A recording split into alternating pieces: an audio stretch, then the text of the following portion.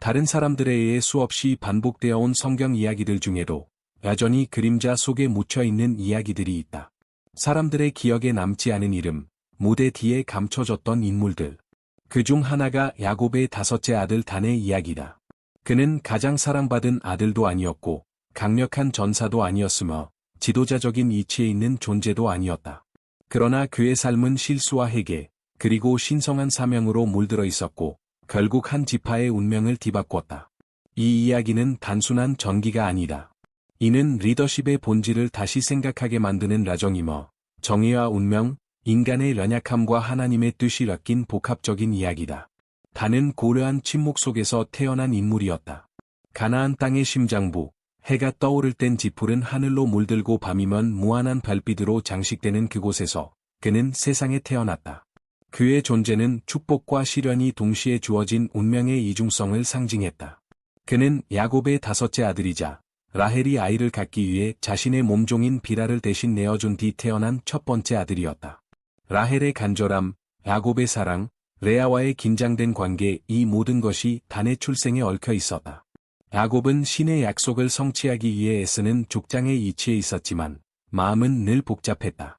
라헬에 대한 깊고 진실된 사랑, 그러나 그녀의 언니인 레아와 맺은 관계는 가정 전체의 긴장을 불러일으켰다. 두 자매 사이의 경쟁은 일상의 모든 면에 드러났으며 이는 그들의 자녀들뿐만 아니라 하녀들의 자녀들에게까지 영향을 끼쳤다. 단은 이러한 해결되지 않은 감정 속에서 태어났고 그의 탄생은 라헬에게 특별한 의미를 지녔다. 하나님께서 내게 정의를 베푸시고 내 목소리를 들으셨다는 그녀의 외침은 단이라는 이름의 불멸의 의미를 부여했다. 단은 하나님의 사랑을 상기시키는 존재였으며 야곱의 자녀들이 얽힌 복잡한 인간사와 신의 계획을 동시에 상징하는 아이였다. 그가 자라면서 마주친 현실은 언제나 형제들 간의 비교와 경쟁이었다. 라헬의 아들 요셉은 명백히 야곱의 총애를 받았고 이는 다른 형제들에게도 분명히 인식되었다. 레아의 자식들과 비라, 실바의 자식들 간의 긴장감은 뚜렷했으며 단은 이를 일찍이 체감했다. 아직 어린 나이였지만 단은 가족 내의 미묘한 분위기를 빠르게 감지하고 침묵 속에서 관찰하는 법을 익혔다. 그는 조롱한 성격을 지녔고 날카로운 눈빛으로 주변을 읽었다. 늘 먼저 생각하고 나중에 행동하는 아이였다. 야영지 전체는 라헬과 레아 사이의 긴장으로 가득했고 겉으로는 미소와 상냥한 말이 오갔지만 그 아래에는 질투와 억눌린 감정이 꿈틀거렸다. 라헬은 야곱에게 사랑받았지만 긴 불임이 시기로 인해 수치심을 안고 있었다. 반면 레아는 다산의 축복을 받았지만 남편의 마음이 자신보다는 여동생에게 있음을 알고 있었다. 이 두 감정은 아이들에게까지 전해졌고 야곱의 아들들은 단순히 형제로 성장한 것이 아니라 각자의 부족을 이끌 지도자로 형성되어 갔다. 모든 출생은 곧 신의 약속과 연결되었고 별과 바닷가의 모래처럼 셀 수 없는 자손이 되리라는 예언 속에 포함되어 있었다. 그러나 단에게 이 약속은 무겁고 복잡한 짐이었다. 그는 장자도 아니었고 아버지의 총애를 받는 존재도 아니었으며 뚜렷한 이치가 있는 것도 아니었다.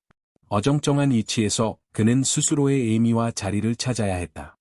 시간이 흐르면서 다른 형들과는 다른 성격을 드러냈다. 르우벤, 시므온, 레이가 강함과 용맹으로 알려졌다면 단은 정의감과 사려 깊음으로 주목받기 시작했다. 그는 목동들 사이의 작은 다툼을 중재하며 평화를 추구했고 혼란한 상황에서도 질서를 지키려 했었다. 비록 나이는 어렸지만 그의 이름은 주변 사람들 사이에서 점차 조화와 이성의 상징으로 퍼져나갔다. 단은 같은 어머니에게서 태어난 형제 납달리와 긴밀한 유대를 나누며 많은 시간을 보냈다. 두 사람은 시녀의 자식이라는 공통된 배경 속에서 특별한 친밀감을 느꼈고 둘만의 대화를 통해 존재의 의미와 가족의 미래를 자주 논의했다. 그들은 꿈을 꾸었다. 언젠가는 야곱의 모든 자손이 화목하게 살아갈 날이 오기를, 서로를 경쟁자가 아닌 형제로 받아들이는 시대가 오기를. 야곱의 야랑지는 항상 분주한 곳이었다. 족장의 장막과 양떼, 염소떼가 뒤섞이며 끊임없이 움직이는 풍경을 만들었다. 목동들의 노래와 라인들의 속삭임 속에서 단은 점차 자신의 정체성을 구축해 나갔다. 삶은 불확실함으로 가득했지만 단에게는 분명한 한 가지가 있었다. 그의 이름은 단순한 호칭이 아니라 정의를 상징하는 부름이었다. 어릴 적부터 그는 다른 아이들과 달랐다. 누구보다 경청했고 공정하게 행동하려 했다. 작은 일에서도 그는 신중하게 판단했고 사람들은 그의 말에 신뢰를 보냈다. 그러나 단의 마음속 깊은 곳에는 말로 표현할 수 없는 갈망이 있었다. 그것은 아직 명확하지 않았지만 분명 그를 향해 다가오고 있는 어떤 운명이었다. 그리하라 그의 어린 시절은 가족 간의 갈등과 신의 약속이라는 이중적 무게 속에서 흘러갔다. 그는 아직 어린아이였지만 이미 그 안에서는 무엇인가가 자라고 있었다. 단은 자신의 삶이 특별한 목적을 갖고 있다는 것을 직감했다.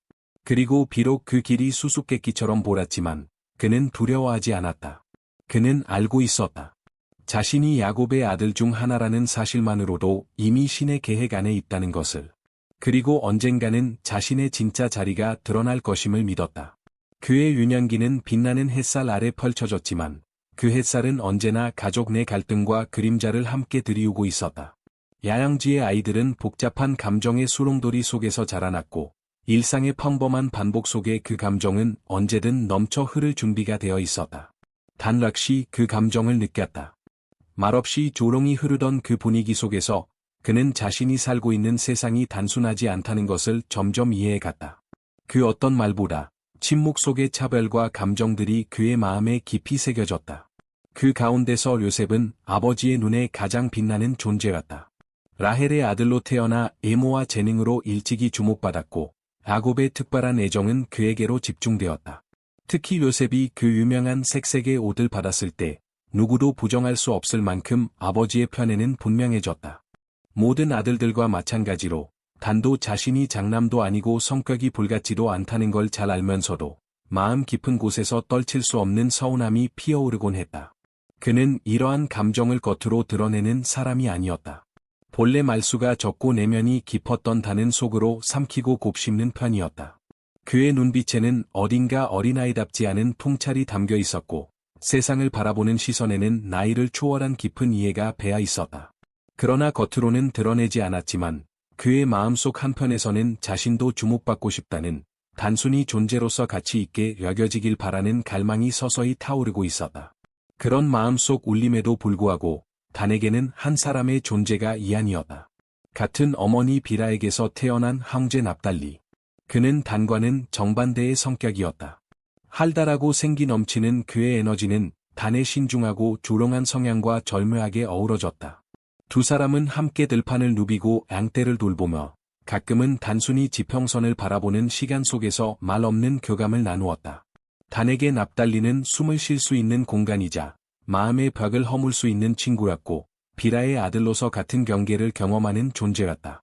가족 내 이계 질서에서 비라의 자녀인 그들은 항상 레아의 자식들과는 다른 시선으로 바라보았다. 특히 르우벤과 시므온은 자신들이 정실 부인의 자식이라는 점을 강조하는 듯한 뉘앙스를 풍겼다. 이는 노골적인 차별은 아니었지만 사소한 말투나 표정 속에서 단은 그 의미를 읽어냈다. 어린아이들끼리의 말다툼이나 장난 중에도 시녀의 자식이라는 말이 흘러나올 때만 그것은 장난처럼 들려도 단에게는 무겁게 가슴에 내려앉았다. 그런 말들은 마치 눈에 보이지 않는 돌처럼 그의 정체성을 눌렀고 그는 마음속에서 자신에게 던지곤 했다. 과연 나는 이 태생의 장벽을 뛰어넘을 수 있을까? 어느 날 형들과 함께 들판에서 양을 돌보던 중 한 형제가 무심코 던진 말이 단의 가슴을 찔렀다. 시녀의 아들들은 명령에 익숙해야 하지 단순한 농담처럼 들렸지만 단의 마음은 깊이 흔들렸다. 납달리는 늘 그렇듯 빠르게 반응하며 도발적인 미소로 응수했지만 단은 조롱이 자리를 떴다. 그는 말 대신 침묵을 택했고 멀찍이 떨어져 별이 가득한 밤하늘을 바라보며 생각에 잠겼다. 나는 언젠가 내 태생을 뛰어넘는 이름을 남길 수 있을까? 그러나 그런 어둠 속에도 단의 삶에는 작지만 밝은 빛들이 있었다. 그는 일상 속에서 세심하게 행동했고 어린 형제들 사이의 다툼을 중재하며 갈등을 풀 줄 아는 아이였다. 문제가 생기면 실용적인 해결책을 제시했고 이런 단의 모습은 가끔 야곱의 눈에도 띄었다. 비록 요셉에 대한 애정에는 미치지 못했지만 아버지는 단의 차분함을 알아보았고 때때로 인정의 눈빛을 보냈다. 단에게 있어 그것은 충분한 보상이었다. 그는 속으로 조롱이 정예감이라는 씨앗을 키워가고 있었다. 그것은 복수심이 아니었다. 오히려 세상의 균형을 어떻게 바로잡을 수 있을지를 고민하는 마음이었다. 그는 자주 하인들을 도왔고 그들이 물을 충분히 받을 수 있도록 돕거나 일상에서 무시당하지 않게 신경을 썼다. 이런 행동은 대부분의 사람들에게는 눈에 띄지 않았지만 단에게는 자신의 존재를 정해야 하는 중요한 행위였다. 야곱과의 관계는 여러모로 거리가 있었지만 가끔 따뜻한 밤바람이 텐트를 어루만지는 밤이면 야곱은 자녀들을 불러 모아 자신의 젊은 시절 이야기를 들려주곤 했다. 하나님의 약속, 그리고 그가 자신의 가문을 위해 품은 꿈들을. 단은 그 이야기에 귀를 기울였고 자신의 삶이 어떻게 그 큰 이야기의 일부가 될 수 있을지를 상상하곤 했다. 하지만 에무는 여전히 가슴속에 자리 잡고 있었다. 과연 나는 시녀의 아들로 태어난 내가 이스라엘의 운명에 영향을 줄 수 있을까? 그러한 고민 속에서 단은 점점 깨달아가기 시작했다. 자신이 처한 복잡한 이치가 오히려 자신에게 특별한 시선을 허락해 주었다는 것을. 장남처럼 큰 책임에 짓눌리지 않았고 총애받는 자식처럼 모든 관심의 중심에 있지도 않았다. 그는 가장자리에 있었지만 바로 그곳에서 모든 것을 보고 배울 수 있었다. 그 시간들이 앞으로 그가 맡게 될 중요한 역할의 기반이 되어가고 있었다. 이렇게 단의 어린 시절은 요셉을 향한 편애의 그늘과 그 안에서도 자신만의 길을 찾으려는 희망의 빛으로 물들어갔다. 그는 작고 조롱한 아이였지만 그 내면에는 누구도 꺾을 수 없는 단단한 힘이 존재했다. 야곱의 야랑지가 제 갈 길을 가며 각종 긴장과 갈등 속에서도 흘러가는 사이 단은 자신만의 방식으로 성장해 가고 있었다. 그는 아직 자신의 운명을 완전히 이해하지 못했지만 언젠가 그 시간이 올 것임을 믿었다. 시간이 흐르면서 단의 관찰력은 더욱 예리해졌고 형제들 중에서도 드물게 가족 내 권력 관계를 꿰뚫어보는 시각을 가지게 되었다. 어릴 적에는 그저 불편하게만 느껴졌던 분위기들이 이제는 뚜렷한 구조로 보이기 시작했다. 편애, 조롱, 권위의 남용, 이 모든 것들이 단의 눈에는 점점 선명해졌다. 특히 레아의 아들들, 그 중에서도 르우벤, 시므온, 레이는 마치 지배자의 자세로 행동했으며 하녀의 자식들, 여성들, 어린 자녀들은 그들보다 아래의 존재처럼 취급받았다. 요셉은 또 다른 세계에 살고 있었다. 화려한 색동옷과 모든 형제들의 질투를 자극하는 꿈. 그는 야곱의 무조건적인 사랑 속에 둘러싸라 보호받고 있었고 그로 인해 더욱 구분된 존재가 되어가고 있었다. 이런 분위기 속에서 단은 점점 걱정이 생겼다. 규칙은 모든 이에게 동일하게 적용되지 않았고 힘없는 자들이 고통을 감내해야 하는 구조가 공공연하게 자리 잡고 있었다. 어느 날 단은 양떼를 물가로 인도하던 중이었다. 갑작스레 들려온 고성이 그의 발걸음을 멈추게 했다. 그 소리는 형제 중 하나인 시므온의 것이었다. 그는 하인을 거칠게 꾸짖고 있었고 그 이유는 다름 아닌 사소한 실수였다. 늙고 지친 몸으로 힘겹게 설명하려던 하인은 늑대가 다가와 한 마리의 양이 달아났다는 말을 꺼냈지만 시므온은 그 말에 귀 기울이지 않았다. 그는 짜증과 분노에 휩싸여 손을 들어 때리려 했다. 그 순간 멀리서 이를 지켜보던 단의 심장은 격렬하게 뛰기 시작했다. 생각도 하기 전에 그는 달려나갔다. 그 순간 단은 주저하지 않고 목자와 형 사이로 달려들었다. 그의 심장은 거칠게 뛰고 있었지만 입에서는 단단하고 흔들림 없는 목소리가 흘러나왔다. 그만하세요, 시므온. 단은 손을 들어 막아서며 외쳤다. 이건 필요 없는 행동이에요. 잘못은 그에게 있지 않아요. 시므온은 처음에는 놀란 눈빛으로 단을 바라보았다. 그러나 곧 그 시선은 경멸과 분노로 바뀌었다. 그는 자신보다 훨씬 어린 형제에게 도전받는 일에 익숙하지 않았다. 더군다나 평소 조용히 지내던 단이 이런 식으로 나설 줄은 상상도 못했던 일이었다. 내가 나한테 뭘 어쩌라고? 시므온은 비웃음을 머금은 채 이합적인 어조로 말했다. 내 행동을 내가 심판할 수 있기라도 해. 단은 침을 삼켰지만 한 발짝도 물러서지 않았다. 그의 마음속에는 언젠가 야곱이 밤하늘 아래 들려준 이야기들, 정의와 균형에 대한 교훈이 메아리치고 있었다. 그는 천천히, 그러나 분명한 어조로 말했다. 심판하려는 게 아니야, 시므온. 그냥 말하고 싶었어. 이건 옳지 않다고. 우리가 존중을 받고 싶다면 우리도 먼저 존중해야 해. 그 순간 시간이 정지된 듯 느껴졌다. 시므온은 순간적으로 망설였다. 아마도 어린 동생의 예상치 못한 용기에 당황했기 때문이었거나 어쩌면 단의 말이 그의 마음 어딘가를 울렸기 때문일지도 모른다. 결국 시므온은 낮은 소리로 신음하며 등을 돌리고 떠났다. 목자와 단만이 그 자리에 남겨졌다. 야전히 손을 떨고 있던 목자는 단에게 고개를 끄덕이며 감사의 뜻을 전하고는 묵묵히 다시 자신의 일을 하러 갔다. 단은 그 자리에 가만히 서 있었다. 마음속에는 여러 감정이 복잡하게 교차하고 있었다. 옳은 일을 했다는 자부심도 있었지만 동시에 그것이 어떤 대가를 불러올지에 대한 불안도 있었다. 시므온, 그리고 다른 형들은 이 사건을 쉽게 잊지 않을 것이다. 그날 밤, 단은 자신의 장막 입구에 앉아 밤하늘의 별들을 바라보며 깊은 생각에 잠겼다. 그는 알았다. 자신의 행동 하나로 가족 내의 오래된 낙학이 당장 바뀌지는 않겠지만 마음속에는 도무지 무시할 수 없는 무언가가 깨어나고 있었다. 부름이었다. 사명이었다. 그의 이름 단 심판자. 균형을 가져오는 자. 이제 그는 그것이 단순한 이름이 아니라 인생 전체를 향한 방향이자 무게라는 것을 처음으로 실감했다.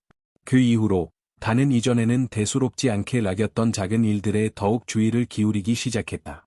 야랑지에서 하인들이 묵묵히 일하는 모습, 고된 노동에도 아무런 인정도 받지 못하는 모습이 더욱 눈에 들어왔다.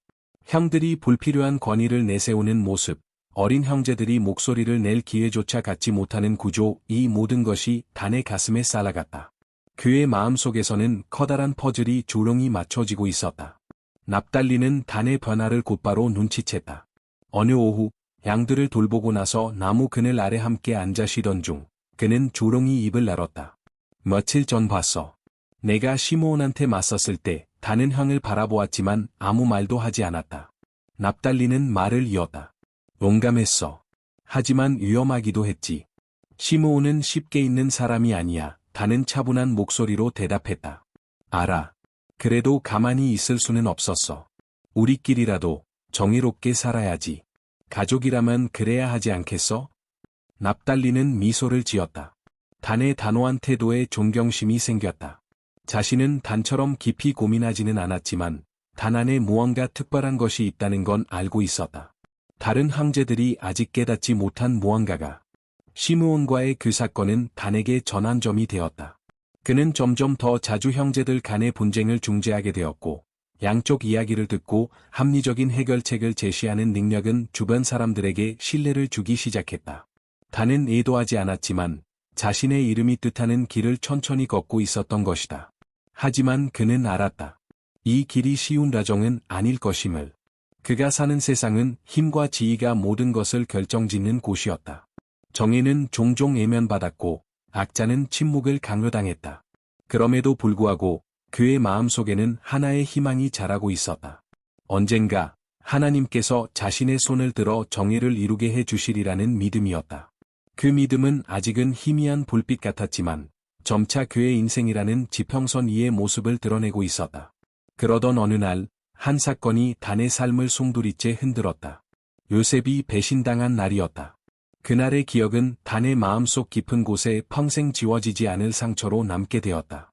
그날의 야랑지 분위기는 이미 불만과 질투로 짙게 드리워져 있었고, 특히 요셉을 향한 감정은 오래도록 쌓인 분노로 폭발 직전이었다.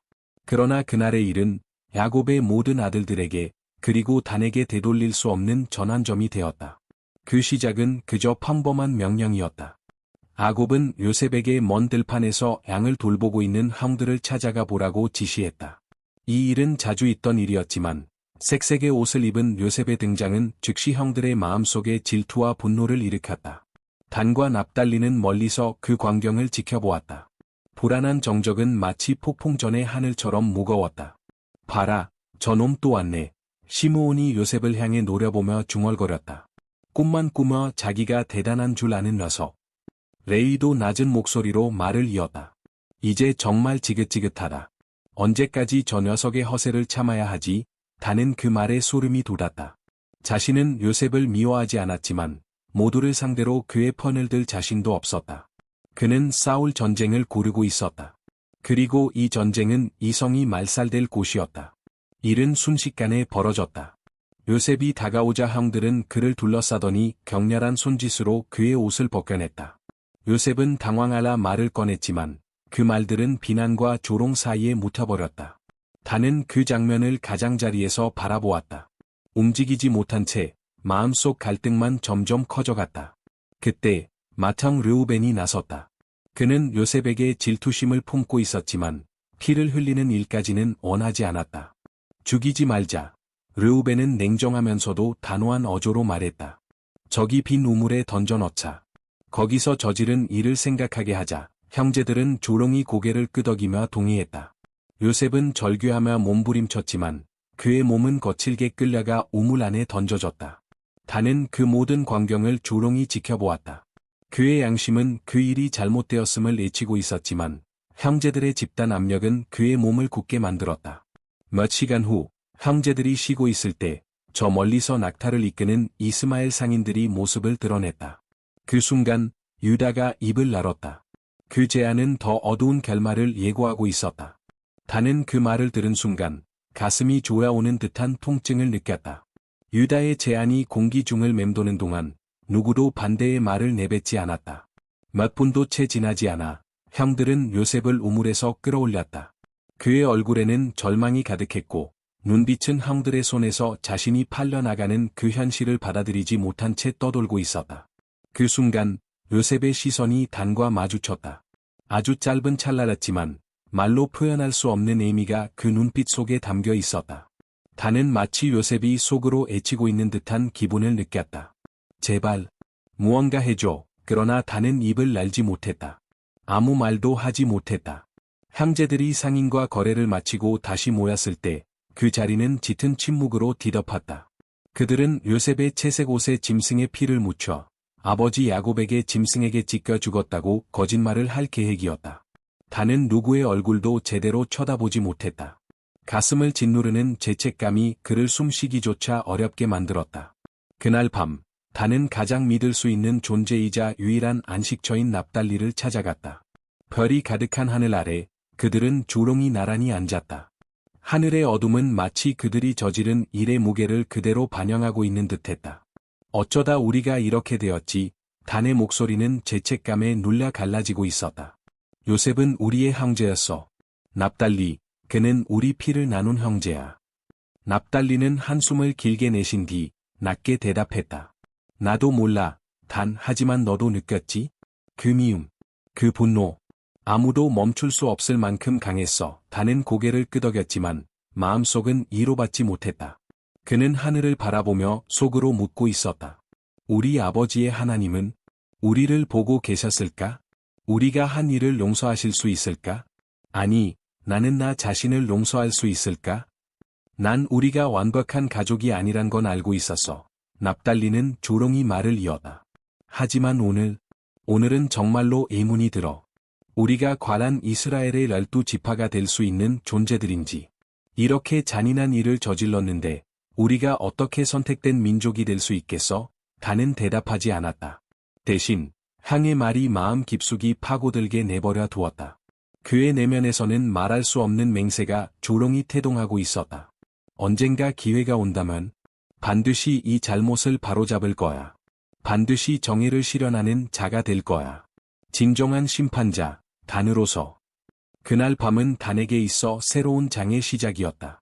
죄책감과 회개의 감정은 그를 끊임없이 따라다니는 동반자가 되었고, 야랑지가 잠든 사이에도 단은 밤하늘을 응시한 채 깨어 있었다. 그 별빛 아래에서 그는 묵묵히 되뇌었다. 과란 나는 구원을 찾을 수 있을까? 방법도, 시기도 알 수 없었지만, 그는 자신의 가슴 속에 울리는 정의의 부름을 더 이상 외면할 수 없음을 알고 있었다. 시간이 흐르면서 그날의 기억은 단에게 하나의 무게가 되어 계속해서 어깨를 짓눌렀다.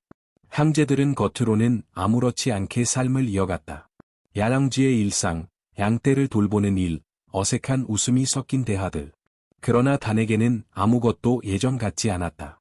저녁마다 불가에 앉아도 그는 대화에 섞이지 못한 채 멍하니 허공을 바라보곤 했다. 마치 영혼이 빠져나간 듯한 표정으로 깨지지 않는 악몽 속에 갇혀 있는 사람처럼. 그의 변화는 주변에서도 감지할 수 있었다. 특히 형들, 힘과 명령으로 가족을 이끌던 자들은 단을 점점 멀게 느끼기 시작했다. 그들은 단을 의지가 약한 존재로 보기도 했고, 양적으로 멀어진 사람처럼 여겼다. 그러나 단에게 그것은 단순한 약함이 아니었다. 그는 형들과 더 이상 같은 선상에 있을 수 없다고 느꼈다. 같은 피를 나눴다는 사실로는 다시는 그 간극을 메울 수 없을 만큼 요셉의 배신은 가족의 연결을 찢어놓았다. 납달리와의 대화도 점점 줄어들었다. 그와의 시간은 과거에는 단에게 위로였지만 이제는 무거운 침묵만이 자리했다. 납달리도 단의 고통을 어느 정도 이해했지만 적절한 말로 향의 상처를 어루만지지 못했다. 단은 점점 말수를 줄였고 혼자 조용히 죄책감을 감당하는 길을 택했다. 사람들의 시선, 침묵 속의 단죄는 그를 날마다 더욱 움츠러들게 했다. 단의 갈등은 단순히 정서적인 고통만이 아니었다. 그것은 영혼 깊은 곳에서 울리는 신앙의 이기였다. 그의 아버지 야곱은 늘 하나님의 약속과 환상, 언약에 대해 이야기했다. 하지만 단에게 그런 말들은 이제 공허하게 들릴 뿐이었다. 그렇게 큰 하나님이 그런 악행을 방관하셨는가? 요셉에게 그런 일이 일어나도록 허락하셨는가? 그리고 그는, 단 자신은 침묵 속에서 악을 막지 못했는가? 그 어느 날 밤, 참을 수 없는 무게가 한계를 넘어서자 단은 야영지를 벗어나 근처의 숲속 공터로 발걸음을 옮겼다. 별이 가득한 밤하늘 아래 그는 무릎을 꿇고 오랜 침묵 끝에 처음으로 눈물을 흘렸다. 아버지 야곱의 하나님이시여. 단의 목소리는 떨렸고 그의 몸도 함께 떨렸다. 어떻게 제가 주님의 약속에 합당한 사람이 될 수 있겠습니까? 저는 침묵했고 그 침묵으로 악을 허락했습니다. 저는 실패했습니다. 돌아갈 수 있는 길이 저에게도 있습니까? 처음에는 오직 침묵만이 대답이었다. 그러나 갑자기 부드러운 바람 한 줄기가 그의 얼굴을 어루만졌다. 그리고 그의 마음속 깊은 곳에 하나의 형상이 떠올랐다. 균형 잡힌 저울이었다. 아무 소리도 들리지 않았지만 단은 명확한 메시지를 가슴으로 느꼈다. 저울은 아직 부서지지 않았다. 균형은 다시 찾을 수 있다. 비록 그는 실패했지만 평생 죄책감 속에 살 운명은 아니라는 확신이 그의 심장에 불씨를 피웠다. 그날 밤, 단은 오랜만에 평온한 잠에 들 수 있었다. 아직 모든 문제가 해결된 것은 아니었다. 그러나 이제 그는 희미하게라도 정의로 가는 길이 열려 있다는 것을 알았다. 그 이후로 단은 자신의 존재와 가족 안에서의 낙하를 더 깊이 성찰하기 시작했다.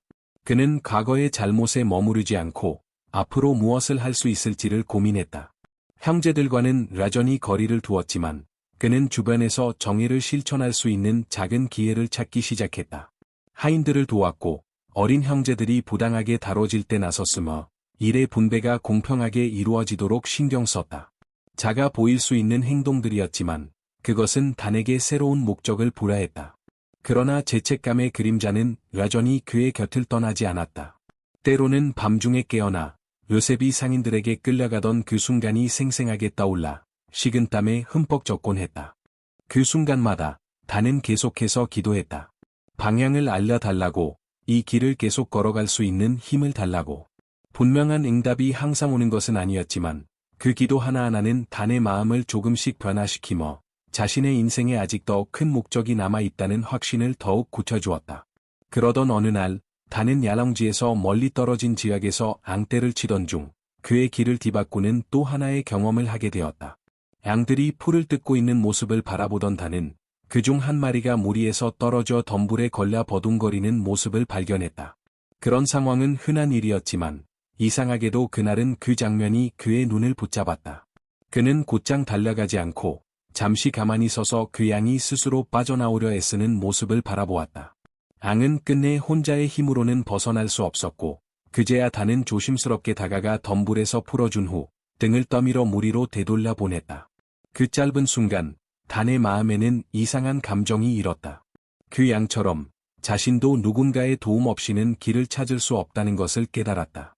그러나 그 이상으로 그는 알게 되었다. 자신의 삶의 목적은 단지 개인적인 구원만이 아니라 다른 이들도 올바른 길로 인도하는 데 있다는 것을. 이 새로운 시각은 그가 형제들과의 거리감을 받아들이는 방식에도 변화를 주었다. 그것은 거절이 아니라 하늘이 주신 관찰과 학습, 그리고 준비의 시간이었다. 과거의 무게는 여전히 그의 어깨 위에 남아 있었지만 단은 이제 미래를 향해 눈을 돌릴 수 있게 되었다. 자신이 걸어야 할 회개의 여정이 길고 험하다는 것을 알고 있었지만 그는 그 길을 묵묵히 걷겠다는 결심을 했다. 침묵의 시간들은 결코 쉽지 않았지만 단을 눈에 보이지 않게 다듬고 있었다. 그는 그 깊이를 다 이해하지는 못했지만 언젠가 중요한 사명을 맡게 될 날을 향해 조롱이 준비되고 있었다. 비록 그의 마음에는 여전히 배신의 상처가 남아 있었지만 동시에 그 상처를 가로질러 새로운 확신이 자라고 있었다. 그의 이름, 단, 심판자, 균형을 가져오는 자, 그 이름 속의 부름은 여전히 살아 있었고 그는 이제 그 길을 향해 한 걸음씩 나아가고자 했다. 그러던 어느 날 단과 납달리는 아버지 야곱의 명령을 받아 가축들을 위한 새로운 풀밭을 찾아 나서게 되었다. 야영지 근처의 목초지는 점점 고갈되어 가고 있었기에 멀리 나아가는 것은 이제 익숙한 일이 되었다. 그러나 단에게 이 야정은 단순한 임무 이상의 의미를 지니고 있었다. 사막의 광활함, 바람의 속삭임, 부드럽게 흩날리는 모래. 그 안에는 마치 그가 평생 찾아 헤매던 해답이 숨겨져 있는 듯했다. 언덕 너머로 앙떼를 이끌고 가던 어느 날 오후, 그들은 먼 곳에 낯선 야영지를 발견했다. 그곳의 천막은 야곱의 가족들과는 다른 화려한 색감과 기하학적인 무늬로 장식되어 있었고, 주변에서는 남녀가 분주히 집마차를 수리하거나 짐승들을 돌보고 있었다. 그들은 미디안 족속이었다. 사막을 오가며 향신료와 직물, 다양한 물품을 거래하는 유목상인들. 단은 본능적으로 그들에 대해 강한 호기심을 느꼈다. 비록 미디안 족속은 완전히 낯선 존재는 아니었지만 야곱의 가족과 교류하는 일은 드물었다. 그러나 단의 마음속에서 무언가가 속삭이고 있었다. 가까이 다가가야 한다. 그는 납달리를 설득했고 납달리는 약간 꺼리면서도 동행에 동의했다. 야랑지에 도착했을 때 회색 수염이 가슴까지 내려온 노인이 그들을 맞이했다. 그의 얼굴에는 경계심과 조심스러운 환대가 함께 깃들어 있었다. 단은 고개를 살짝 숙이며 정중하게 말을 건넸다. 우리는 목자입니다. 먼 길을 가고 있으며 잠시 쉬어가고자 합니다. 노인은 조롱이 두 사람을 바라보더니 마침내 고개를 끄덕였다. 여기 오신 걸 환영하오. 나는 이 야랑지의 장로 헤텔이라 하오. 평화를 가지고 왔다면 우리도 당신들에게 피난처를 내줄 것이오. 단과 납달리는 미디안 사람들과 함께 소박한 식사를 나누었고 시간이 지남에 따라 단은 그들의 공동체 안에서 특이한 무언가를 발견하기 시작했다. 그들 사이에도 이견은 있었지만 결정은 언제나 집단적으로 이루어졌고 장로들은 권위자가 아닌 인도자처럼 행동했다. 그들 사이의 균형은 야곱의 가족이 안고 있는 끊임없는 긴장과는 전혀 다른 풍경이었다. 며칠 동안 그들은 그곳에 머물렀고 단은 점점 더 그들의 생활 방식에 매료되었다. 헤텔은 단의 관심을 눈치채고는 그를 자신의 곁에 두고 부족의 역사와 전통을 이야기해 주었다. 어느 날 밤 모닥불 옆에서 헤텔은 단에게 말했다. 우리 부족에서 지도자는 힘이 아닌 지혜와 정의로 인정받지. 좋은 지도자는 자신의 뜻을 강요하지 않아. 그는 먼저 듣고 이해하며 모두를 위한 길을 찾지. 단은 그 말을 사막 한가운데에서 만난 오아시스의 물처럼 받아들였다. 그의 내면 깊은 곳에서 울려 퍼지던 그러나 아직 언어로 표현하지 못했던 감정들이 그 말들과 함께 하나씩 정리되어 갔다. 어느 날 오후 단은 한 가지 장면을 목격했다. 부족 내에서 한 남자가 식량을 훔쳤다는 이유로 고발당했고 부족 전체가 몰아 이 사건을 논의했다. 누구도 즉시 벌을 내리지 않았다. 장로들은 고소인과 피고인의 말을 차분히 들었고 그런 후 그들은 논의에 들어갔다. 그들의 목적은 단지 범인을 밝혀내는 것이 아니라 공동체 안의 평화를 회복하는 것이었다. 최종적으로 남자는 훔친 물건을 돌려주고 일정 기간 동안 공동체를 위해 봉사하는 조건으로 용서받았다. 단은 깊은 충격을 받았다. 그것은 단순한 보복의 정의가 아니었다. 그것은 회복과 화해를 위한 정의였다. 그날 밤 단은 헤텔에게 다가가 물었다. 어떻게 이 균형을 유지할 수 있죠? 제 가족은 힘이나 침묵으로만 분쟁을 해결해요. 이렇게 명확한 방식은 처음 봤어요. 헤텔은 조롱이 미소를 지으며 대답했다. 정의란 단지 벌을 주는 게 아니오. 젊은 목자가. 정의란 회복이고 올바름을 찾는 일이오. 그것은 개인만을 위한 것이 아니라 공동체 전체를 위한 것이기도 하오. 진정한 재판관은 폭군이 아니라 섬기는 자라야 하오. 정의의 저울은 늘 흔들리기 마련이오. 그 균형을 유지하는 것은 우리 모두의 사명이오. 그 말들은 단의 가슴에 깊게 새겨졌다. 미디안 족속과 함께한 시간 동안 단은 정의뿐 아니라 겸손과 진정한 리더십의 의미를 배우게 되었다. 그는 점점 깨닫기 시작했다. 자신이 된다는 것, 단이라는 이름에 담긴 사명은 단지 심판을 의미하는 것이 아니라 사람들을 회복시키고 공동체를 지키는 사명을 의미한다는 것을. 그 백성을 이끄는 자가 된다는 것은 단순히 올바른 결정을 내리는 것이 전부가 아니었다. 그것은 공정함과 자비로움을 삶 전체로 몰아주는 본보기가 되는 일이었다. 떠날 시간이 되자 헤텔은 단을 따로 불러 잡고 매끄러운 둥근 돌 하나를 건넸다. 그 표면에는 오래된 언어로 새겨진 문자가 담겨 있었다. 이것은 균형의 상징이네. 헤텔은 조롱이 말했다. 이 돌을 가지고 가게. 진정한 정의란 자네 자신을 위한 것이 아니라 다른 사람들을 위한 것이란 걸 잊지 않도록 말이야. 단은 고개를 깊이 숙여 그 선물을 받았다. 가슴 깊은 곳에서 우러난 감사와 함께. 이후 그는 납달리와 함께 야곱의 야랑지로 돌아가는 길에 올랐다.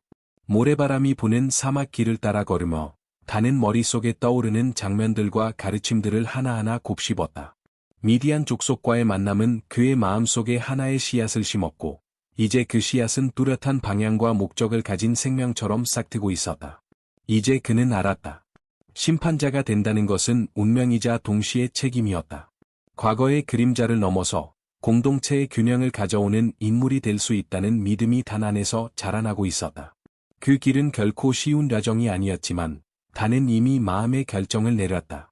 그는 사막에서 배운 정의, 겸손, 리더십의 교훈을 등에 지고 앞으로 나아갈 준비가 되어 있었다. 야랑지에 도착했을 때 애견상으로는 모든 것이 이전과 같았다. 바람에 펄럭이는 천막들, 양떼를 이끄는 목자들, 익숙한 황제들의 목소리. 그러나 단의 내면은 전혀 다른 사람이 되어 있었다. 미디안에서의 경험은 그의 가슴에 새로운 불꽃을 지폈고 이제 그는 자신이 야곱의 아들로 태어난 것을 부담이 아닌 변화를 만들 수 있는 기회로 받아들이고 있었다. 단의 기화는 큰 환영을 받지 못했다. 형제들에게 그는 여전히 조롱하고 존재감이 크지 않은 인물로 보았다.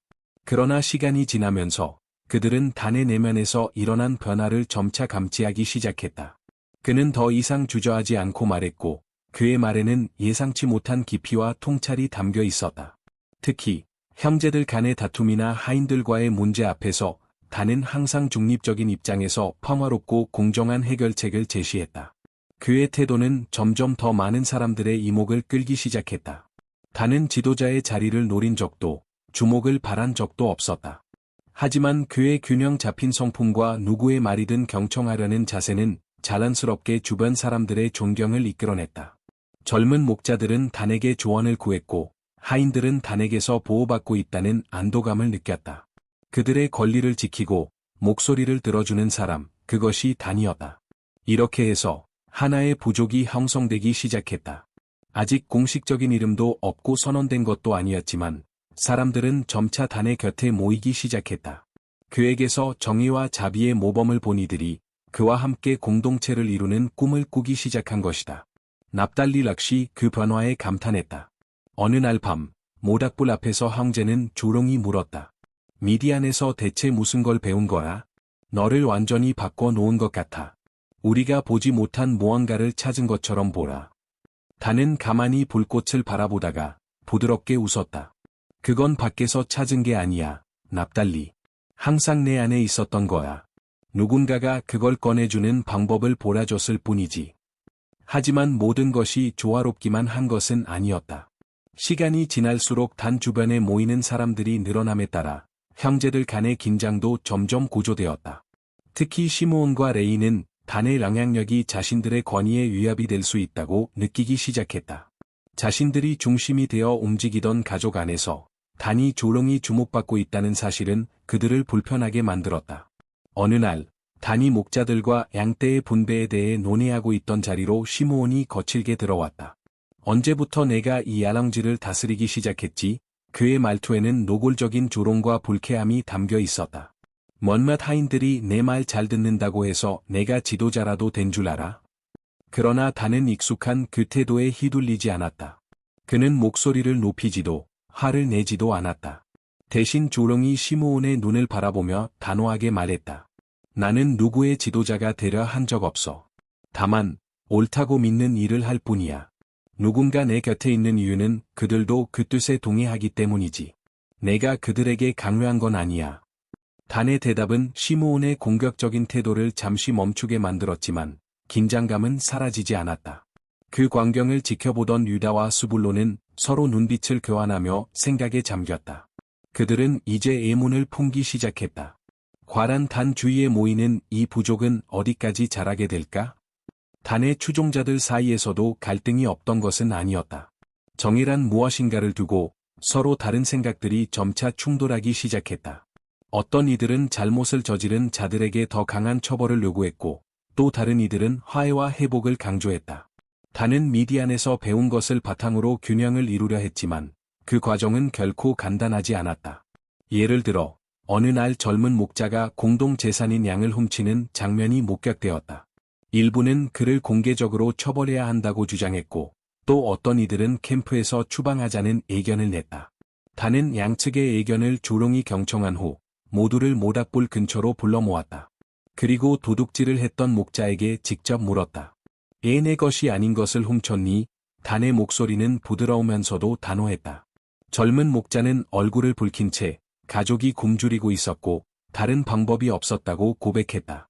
단은 그를 정죄하지 않았다. 그는 양을 되돌려줄 것과 일정 기간 동안 다른 목자들을 돕고 가족이 생존할 수 있도록 책임을 질 것을 제안했다. 그 결정은 모두를 만족시키지는 못했지만 시간이 지나면서 많은 이들이 그 방식의 가치를 이해하기 시작했다. 이러한 사건들이 반복되면서 단의 부족은 점차 고유한 정체성을 갖게 되었다. 그것은 힘이나 할통으로 이루어진 부족이 아니었다. 그것은 오직 정의와 균형이라는 두 원칙 위에 세워진 공동체였다. 이 정신은 점차 하인들, 목자들뿐 아니라 야곱의 아들들 중 일부에게도 영향을 주기 시작했다.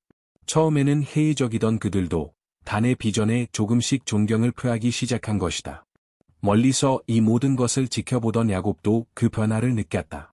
어느 날 밤, 야곱은 단과 함께 야랑지를 천천히 걸으며 조롱이 말했다. 내 조롱한 아들, 내가 이 가족의 균형을 가져올 줄은 상상도 못했다. 그의 목소리에는 감탄과 함께 오래된 해안이 담겨 있었다. 단은 걸음을 멈추지 않고 천천히 대답했다. 나는 이것을 나 자신을 위해 하는 것이 아니야, 아버지. 나는 그저 하나님께서 내게 원하시는 일이라고 느끼기 때문에 하는 거야. 내가 이 땅에 조금이라도 정의를 가져올 수 있다면 내 삶은 의미를 갖게 될 거야. 단의 목소리는 겸손하면서도 흔들림이 없었다. 단이 이끄는 부족의 성장은 쉬운 길이 아니었다. 그것은 수많은 갈등과 긴장, 그리고 불확실한 순간들로 가득 차 있었다. 하지만 그 모든 시간을 통과하며 단은 흔들림 없이 그가 처음 품었던 목적을 간직하고 있었다. 점차 사람들은 그를 단순히 야곱의 아들이 아니라 공동체 전체의 선을 위해 싸우는 지도자로 재판관으로 보기 시작했다. 부족의 형태가 잡혀갈수록 단은 점점 더 명확히 깨달아갔다. 그의 사명은 단지 사람들을 이끄는 것에 그치지 않았다. 그는 모두에게 보라줘야 했다. 정의란 끝에 도달하는 목적이 아니라 평생 걸어야 할 여정이라는 것을. 앞으로 수많은 장애물이 기다리고 있었지만 그는 미디안에서 얻은 깨달음과 신의 부르심을 따라 그 길을 걸어갈 준비가 되어 있었다. 시간은 흘렀고 야곱의 얼굴에는 세월의 흔적이 뚜렷이 새겨져 있었다. 그의 걸음은 느려졌고 말 한마디 한마디에는 오랜 세월 쌓인 경험과 무거운 해안이 묻어 있었다. 그는 하나님의 축복 안에 살았지만 동시에 자신의 선택으로 인한 수많은 갈등의 그림자 속에서 살아온 사람이었다. 이제 그의 마음에는 하나의 분명한 감각이 있었다. 유산을 남겨줄 시간이 가까워졌다는 것. 어느 날 밤, 야곱은 랄두 아들을 별빛 아래로 불러 모았다.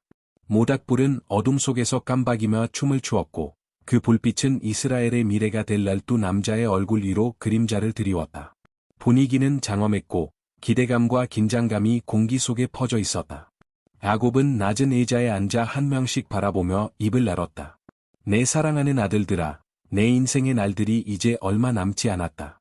떠나기 전에 너희와 너희 자손들의 미래에 대해 말해두어야겠다.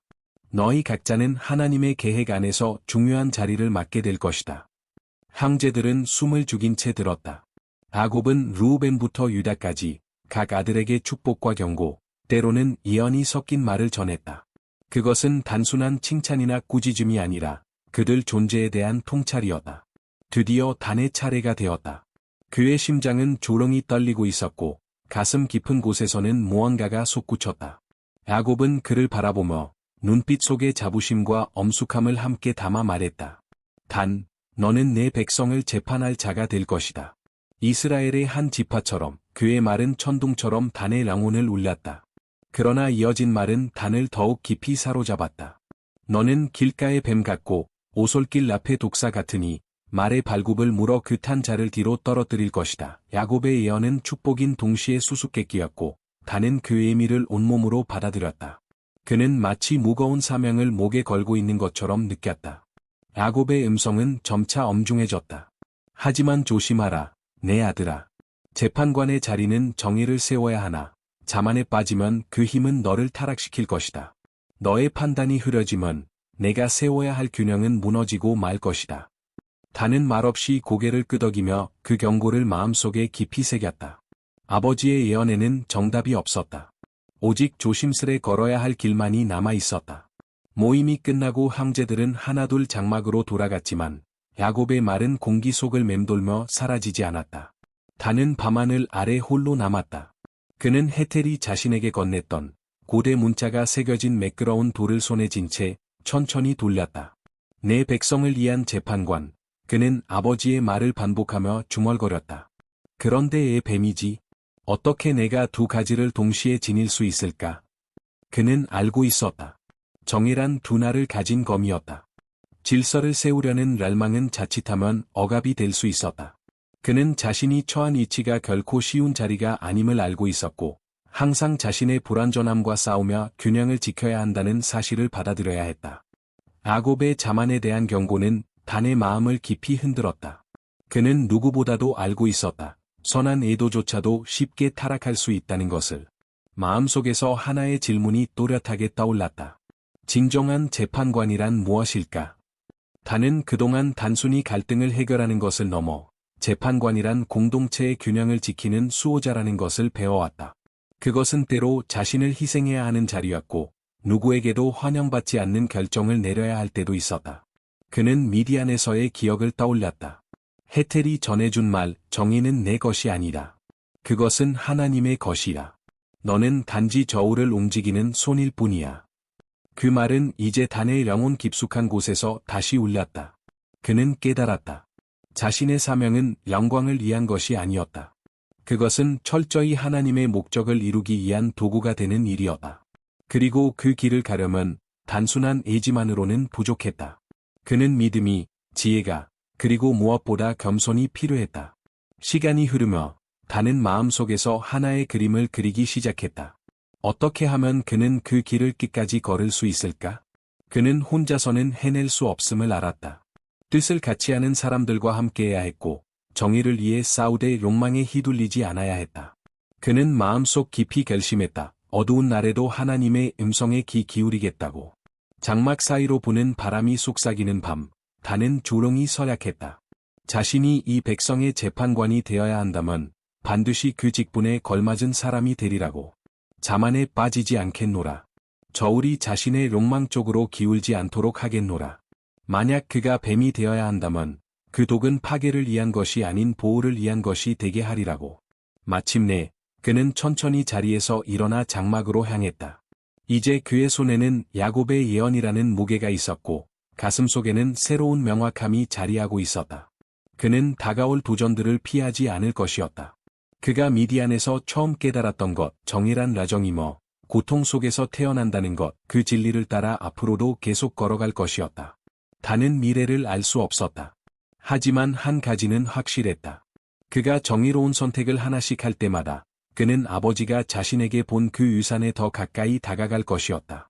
그리고 이제 그가 이끄는 부족이 정착해 가고 있던 땅은 마치 그 사명을 축복하듯 푸른 계곡과 부드러운 언덕으로 가득한 기름진 땅이었다. 겉보기에 풍요로워 보이는 그 땅은 단과 그의 백성에게 약속된 축복처럼 여겨졌다. 초록이 넘실대고 언덕은 부드러웠으며 계곡은 충분한 물을 품고 있었다.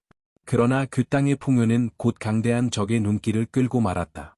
그들은 철을 다루는 기술로 유명했고 전쟁에 능했던 민족 블레셋이었다. 필연처럼 찾아온 이 침입은 단과 그의 부족이 처음으로 마주한 진정한 시련이 되었다.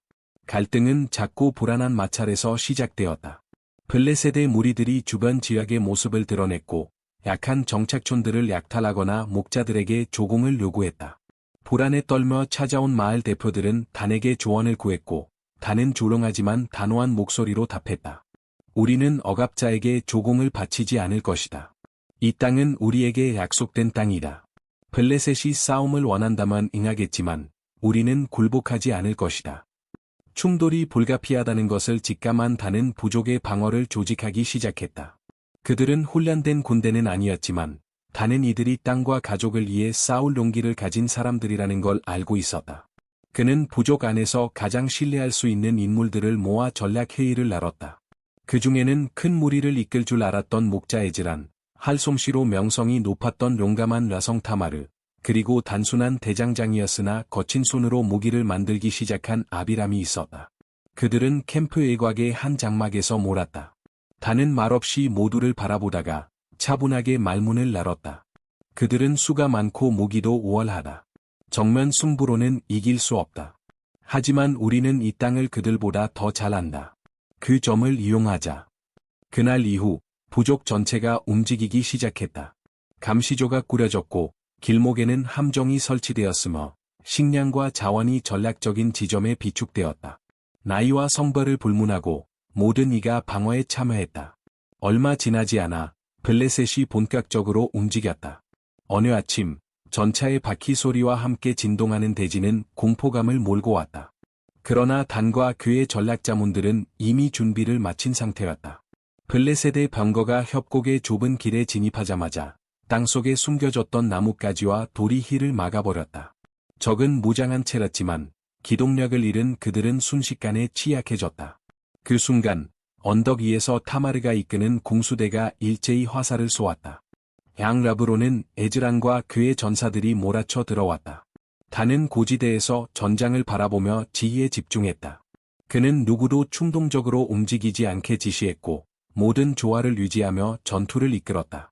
노아, 방어선을 유지하라. 모두 하나 되어 싸워라. 단의 음성은 메마른 바람을 타고 알랑지 전역에 울려 퍼졌다. 전투는 몇 시간 동안 이어졌지만 결국 전략과 단결심이 승리를 이끌었다. 블레셋은 예상치 못한 저항에 당황했고 전차를 버린 채 퇴각했다. 전투가 끝난 밤, 부족은 모닥불 주위에 몰아 전날의 일을 돌아보았다. 승리는 기쁨이었지만 단은 그것이 시작일 뿐임을 알았다. 우리는 오늘 증명했다. 우리는 단순한 부족이 아니다. 우리는 하나 된 가족이고 공포에 굴복하지 않는다. 하지만 끝난 것이 아니다. 블레셋은 돌아올 것이며 우리는 오늘의 결의로 다시 맞서야 한다. 단의 란설은 환호 속에 받아들여졌지만 동시에 모두의 얼굴에는 그 진실의 무게가 새겨졌다. 단은 그날 이후 부족의 결속을 더욱 다지기 위해 노력했다. 그는 인근 유목 민족들과 동맹을 맺어 추후 충돌에 대비했다. 이는 부족의 힘을 키웠고 동시에 새로운 사람들과의 통합이라는 과제도 안겨주었다. 하지만 내부는 평탄하지 않았다. 특히 어떤 이들은 단의 판단에 의문을 품기 시작했다. 그들은 블레셋과의 계속된 전쟁이 가족을 위협한다고 느꼈다. 그들의 대표인 말키는 공개적으로 단에게 맞섰다. 그들과 협상하지 않는가? 이 땅을 평화롭게 나눌 수도 있자는가? 모든 걸 위험에 빠뜨리는가? 단은 말키의 두려움을 이해하며 조롱이 대답했다. 나는 내 두려움을 안다, 말키. 하지만 블레셋과의 협상은 평화를 가져오지 않는다. 그것은 우리의 자유를 버리고 종이 되는 길일 뿐이다. 이 땅은 우리에게 우란히 주어진 게 아니다. 이건 약속이다. 우리가 아닌 다음 세대를 위해서라도 지켜야 한다. 단의 말이 모두를 설득한 것은 아니었다. 그러나 대부분은 그의 확고한 신념과 지도력에 다시금 신뢰를 보냈다. 단은 내적으로 갈라진 공동체의 위협이 외부의 침입만큼이나 위험하다는 것을 느꼈고 마음을 모으는 데 더욱 힘을 쏟기로 했다. 블레셋과의 충돌은 부족의 낙사에서 결정적인 순간이었다. 그들은 단순한 방어 이상을 이뤄냈다. 그들은 자신들이 무엇을 지키려 하는지, 어떤 가치를 따르고 있는지를 증명했다. 이제 정의와 저항의 이름 아래 하나 된 백성으로 그 정체성이 새롭게 정립되고 있었다. 단은 여러 도전에도 불구하고 자신의 자리, 지도자이자 재판관의 자리에 더욱 확신을 가졌다. 어둠은 아직 끝나지 않았지만 그의 백성은 더 이상 두려움에 떨지 않았다. 단은 속으로 하나님께 감사의 기도를 올렸다. 내 발걸음을 인도하소서. 다가올 날들의 지혜를 주소서. 그는 알았다. 불확실한 길이지만 한 걸음 한 걸음 옳은 결정을 내릴 때마다 그는 야곱이 본 환상 속 유산에 조금씩 더 가까워지고 있다는 것을. 그러나 정의와 전략, 헌신 사이에서 조화를 이루던 그의 지도력도 인간이기에 실수를 피할 수는 없었다. 단조차도 판단을 그르칠 수 있었고 어느 날 하나의 잘못된 결정은 그동안 쌓아온 모든 것을 이태롭게 만들게 되는데 블레셋이 이전의 패배를 씻기 위해 준비를 가다듬고 있던 그 시기 단 지파는 또 하나의 복잡한 문제에 직면하게 되었다. 블레셋의 억압을 피해 도망친 유목민들이 허가도 없이 단 지파의 땅에 정착하기 시작한 것이었다.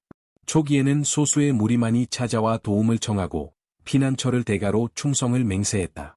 단은 그들을 불쌍히 여겨 받아들였고 이들이 부족의 힘을 보탤 수 있을 것이라 믿었다. 그러나 시간이 흐르면서 그들의 수는 눈에 띄게 불어나기 시작했고 공동체 내부의 긴장과 불안이 스며들었다. 단은 공동체의 안정을 유지하기 위해 이들에게 머무는 것을 허락했다. 하지만 그의 결단은 경계심을 잃은 판단이었다. 특히 에즈란과 같은 지도자들은 새로운 이들 중 일부가 부족의 전통을 무시하고 오만하게 행동한다고 경고했으나 단은 그 목소리에 귀 기울이지 않았다. 그의 선택은 선의에서 비롯되었으나 상황을 통제하려는 경계와 세심함이 부족했다. 그 결과는 곧 재앙으로 이어졌다. 자원은 점점 부족해졌고 일부 난민들은 허락 없이 식량과 물자를 훔쳐가기 시작했다. 더욱 충격적인 사실은 그들 중 일부가 블레셋과 비밀리에 접촉해 부족의 방어 이치를 넘겨주고 있었다는 것이다. 이 배신은 즉각적인 결과를 낳았다. 블레셋은 기습 공격을 감행했고 단 지파의 주요 정착지는 거의 파괴될 뻔했다. 공격 이후 단은 깊은 죄책감에 사로잡혔다. 무너진 장막들 사이를 걷던 그는 폐허 속에서 살아남은 이들이 흩어진 삶의 조각을 다시 모으는 모습을 보았다. 자신이 불신의 라지를 간과했고 필요했던 대비를 하지 않은 채 그들을 받아들였다는 사실이 무겁게 가슴을 짓눌렀다. 그날 밤 단은 진영의 애곽으로 물러나 홀로 앉았다. 고개를 무릎에 묻고는 어둠 속에서 절망에 빠져 중얼거렸다. 나는 모두를 실망시켰다. 내 결정이 정의가 아니라 고통을 불러왔는데 어떻게 내가 재판관이라 부를 수 있단 말인가. 그 순간 낯익은 손길이 그의 어깨에 닿았다. 그것은 한때 그에게 리더십과 정의를 가르쳐 주었던 미디안의 노인 헤텔이었다. 그는 무락을 이해 캠프를 찾았다가 소식을 듣고 단을 찾아온 것이었다. 그의 목소리는 낮았지만 따뜻했다. 너는 지금 내가 감당할 수 없는 짐을 지고 있구나. 말해보아라, 내 아들아. 무엇이 너의 마음을 짓누르고 있느냐. 단은 깊게 숨을 내쉬며 모든 이야기를 털어놓았다.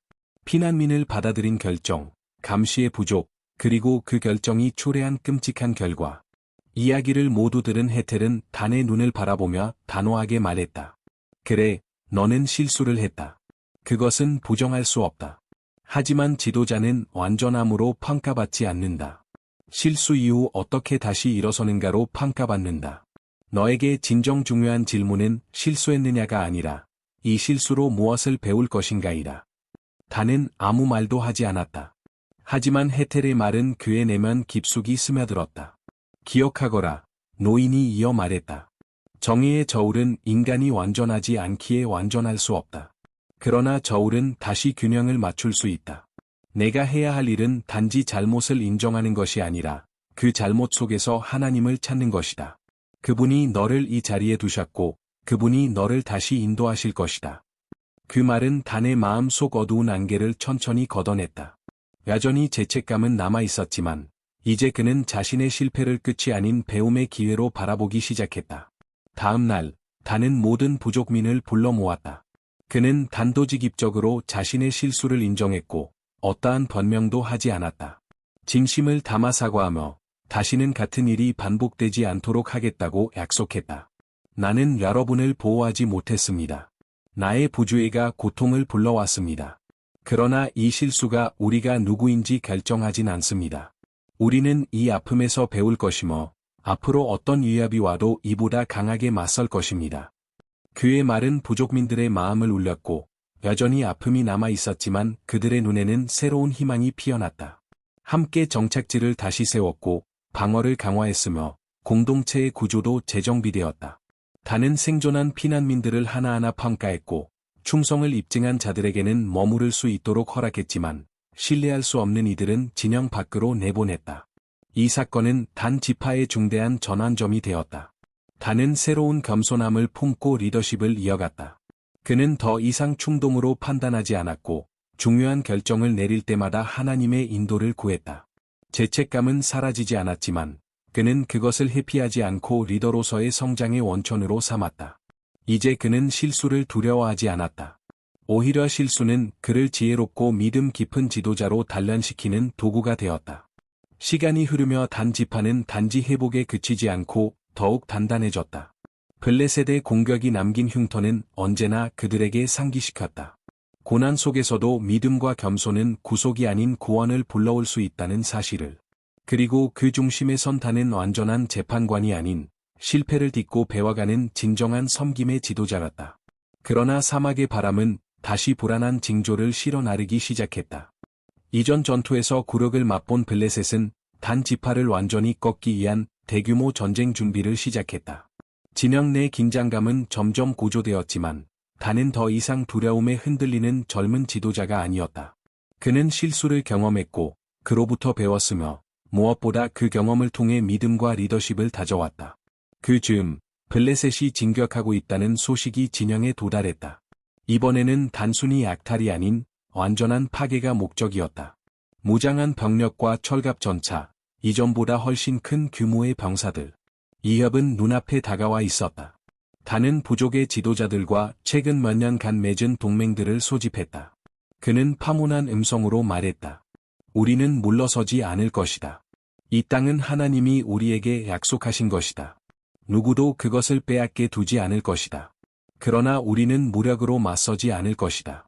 우리의 지혜와 믿음, 그리고 단결된 마음으로 싸울 것이다.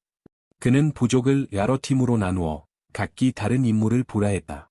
협곡, 산등성이, 좁은 통로, 그들이 알고 있는 모든 지형은 전략이 되었다. 블레셋의 움직임과 약점을 수년간 관찰하며 쌓아온 정보는 이제 그들에게 결정적인 무기가 되었다. 이번에는 타마르가 언덕에서 공수대를 이끌 준비를 하고 있었다. 에즈란과 그의 부대는 적의 전차를 기습하는 임무를 맡았고 단은 늘 그랬듯 전장의 중심에 서서 자신의 부족을 이끌 준비를 마쳤다. 마침내 운명의 날이 밝자 단 지파의 진영은 정막에 휩싸였다.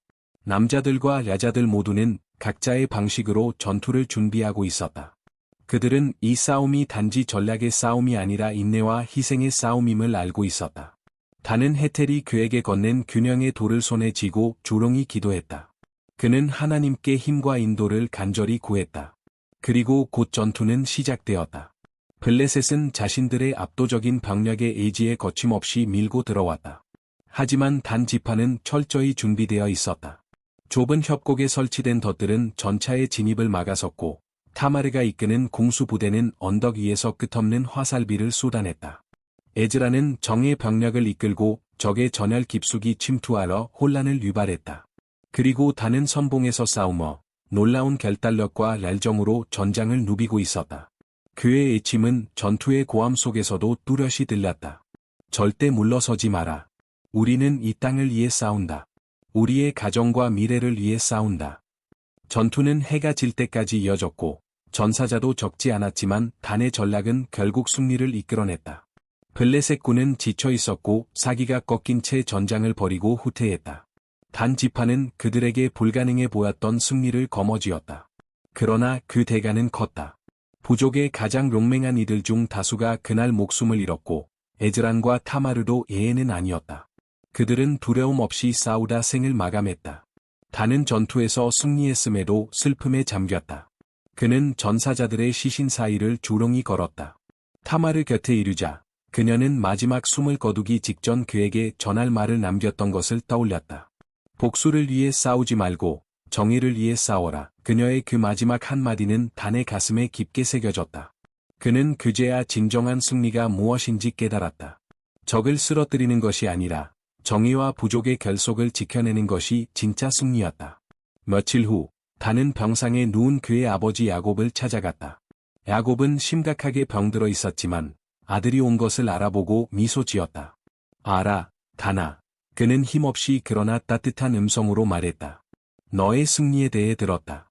나는 내가 자랑스럽구나. 단은 무릎을 꿇고 아버지의 마른 손을 두 손으로 감쌌다.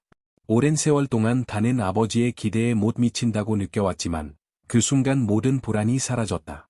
아버지, 저는 옳은 일을 하려 했었지만 너무 많은 실수를 했습니다. 단의 목소리는 떨렸다. 그러나 야곱은 고개를 저으며 말했다.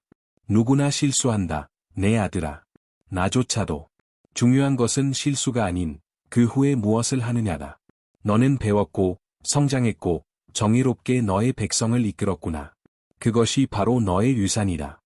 단의 눈가에는 눈물이 골았다. 오랜 시간 동안 그가 붙잡고 있었던 상처와 후회의 감정이 그 말로 인해 조금씩 풀어졌다. 감사합니다, 아버지. 앞으로도 겸손과 정의로 저의 백성을 이끌겠습니다. 야곱은 고개를 끄덕였고 긴 침묵 끝에 덧붙였다. 하나님이 너와 함께 하신다, 단아. 결코 잊지 말 거라. 야곱이 세상을 떠난 후 단은 아버지의 유산을 더욱 확고히 지켜나가기로 결심했다. 그가 블레셋과 맺은 평화는 아직 불안정하고 연약했지만 분명한 전환점이 되었다. 단 지파는 점차 이스라엘 안에서 정의와 저항의 상징으로 자리 잡기 시작했다. 단이 인생의 고난 속에서 배운 교훈들은 그의 말과 결정에 자연스레 녹아들었고 사람들은 그 안에서 희망을 보았다. 그리고 시간이 흘러 야곱의 죽음이라는 슬픔 속에서 12 아들들은 오랜만에 한자리에 몰았다. 오랜 갈등과 차이를 뒤로한 채 아버지를 기리기 위해 마음을 모았다. 슬픔으로 가득 찬 텐트 안에도 어떤 신성한 목적의식이 흐르고 있었다. 야곱은 마지막 축복을 통해 각 아들에게 미래의 낙하를 명확히 전했으며 단은 그 책임을 누구보다 무겁게 받아들였다. 단은 느달릴 앞에 서서 아버지의 평온한 얼굴을 바라보았다. 그리고 자신이 어릴 적 들었던 아버지의 예언을 떠올렸다. 너는 너의 백성을 위한 재판관이 되리라. 그 말은 오랫동안 그의 삶의 나침반이 되어주었다. 지금 마지막 작별의 순간 앞에서 단은 깨달았다. 그의 임무는 단순히 이끄는 것이 아니라 그가 떠난 후에도 남을 유산을 남기는 것이었다. 야곱의 죽음 이후 이스라엘의 아들들은 각자의 지파와 땅으로 돌아갔다. 그들 모두는 아버지의 유언을 마음에 새기며 새로운 책임을 지게 되었다. 단에게는 이제 명확한 사명이 주어졌다. 자신의 백성을 정의와 균형의 상징으로 세우고 약속의 땅에서 공동체를 공의롭게 다스리는 것이었다. 단은 자신의 영토 언덕을 따라 천천히 걸으며 생각에 잠겼다. 그는 한때 가문 내의 경쟁과 그림자 속에 갇힌 불안한 소년이었다. 수많은 실수와 상실, 극복하기 어려운 도전을 겪어야 했다. 그러나 그 모든 시간은 그를 성장하게 만들었다. 쓰러질 때마다 그는 배웠고 다시 일어설 힘과 믿음을 키워나갔다. 내 이름은 전쟁의 승리가 아니라 내가 지키려 한 가치로 기억될 것이다. 단은 속으로 되뇌었다. 정의, 겸손, 그리고 자비. 그것이 그가 평생 품었던 신념이었다.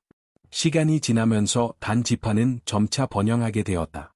그들이 피로 지켜낸 땅은 존중과 형평을 바탕으로 살아가는 이들을 위한 안식처가 되었다. 목자와 장인들이 함께 마을을 일구었고 단이 심어둔 공동체 정신은 곳곳에서 뿌리내렸다. 단이 세운 정의의 제도는 그의 유산 중 가장 빛나는 부분이었다. 지파의 장로들은 단의 리더십에 영감을 받아 지혜와 공평함으로 각 분쟁을 중재하는 평의회를 구성했다. 회의가 열릴 때마다 단의 말이 반복되었다. 정의란 특권이 아니라 책임이다. 그의 말은 곧 지파의 뿌리가 되었고 청년들은 전쟁의 무용담이 아니라 정의의 이야기로 자라났다. 블레셋과의 전쟁, 그리고 단이 몰아준 용기와 지혜에 대한 이야기는 이스라엘 전역에 퍼져나갔다. 그러나 새로운 세대들을 진정으로 감동시킨 것은 단의 전공이나 전투의 승리가 아니라 그의 인격 그 자체였다. 그는 완벽한 인간으로 기억되지 않았다.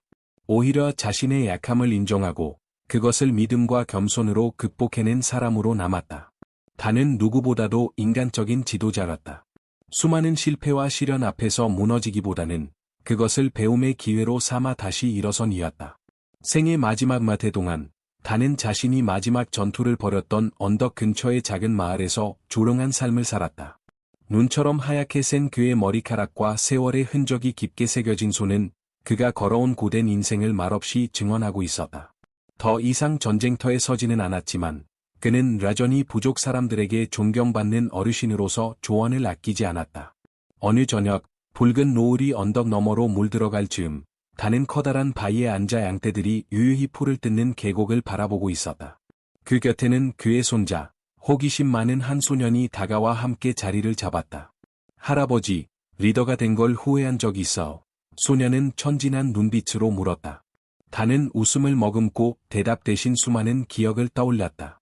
무거운 책임의 짐에 눌려 괴로웠던 순간들도 있었지만 이끌었던 생명들, 배웠던 교훈들, 함께 울고 웃었던 사람들의 얼굴이 그의 마음에 떠올랐다. 아니란다. 작으나 다는 부드럽지만 단호한 목소리로 말했다. 지도자가 된다는 건 실수를 하지 않는다는 뜻이 아니야. 실수로부터 배우고 그 다음 걸음을 내딛는 거지. 인생이 내게 가르쳐준 것은 진정한 이대함이란 권력이 아니라 정의와 사랑으로 사람들을 섬기는 데 있다는 거란다. 소녀는 그 말을 완전히 이해하지는 못했지만 그 속에 담긴 깊은 진심을 느낄 수 있었다. 다는 알았다. 언젠가 이 아이도 삶 속에서 그 말의 진정한 의미를 깨닫게 되리라는 것을. 그날 밤 별들이 하늘을 가득 메웠을 때 다는 마지막으로 자신의 삶을 되돌아보았다. 그에게 남은 시간이 얼마인지 알 수는 없었지만 마음은 평안했다. 그는 하나님께서 맡기신 역할을 다했고 그의 부족은 이제 정의와 신념으로 번영하고 있었다. 다는 눈을 감으며 확신했다. 자신이 심은 씨앗은 미래 세대 속에서 살아갈 것이며 그의 이야기는 끝나지 않으리라는 것을. 단 지파는 수의 많음으로만 강한 것이 아니었다. 그들의 영혼은 단이 걸어온 길, 그가 흘린 눈물과 피, 그리고 그가 얻어낸 구속의 빛을 증언하고 있었다. 다는 이 세상을 떠날 때 지도자이자 종의 모습으로 떠났다. 그는 자신이 찾았던 정의가 단지 자신의 백성만을 위한 것이 아니라 처음 그를 부르신 분을 영화롭게 하기 위한 길이었음을 알았다.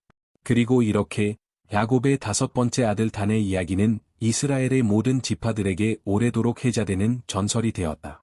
어둠 속에서도 정의의 빛은 꺼지지 않음을 일깨우는 이야기였다. 단의 삶은 단순한 전투와 실패, 회복의 기록이 아니었다. 그것은 또한 주변부에서 태어난 자도 중심을 바꾸고 약사를 새로 쓸 수 있음을 증명하는 살아있는 증언이었다. 그는 가문의 그림자 속에서 시작해 여러 번의 실수를 경험했고 수많은 시험을 견디며 결국 현명한 재판관으로 변화했다. 단의 이야기는 우리 모두에게 말하고 있었다. 진정한 이대함은 완전함이 아니라 배우고 섬기고 겸손히 인도하려는 그 마음에 있다는 것을. 단의 유산은 그의 지파 속에 오랫동안 이어졌다. 정의와 믿음, 그리고 자비의 가치를 지켜낸 이 공동체는 그가 꿈꾸었던 이상을 살아냈다.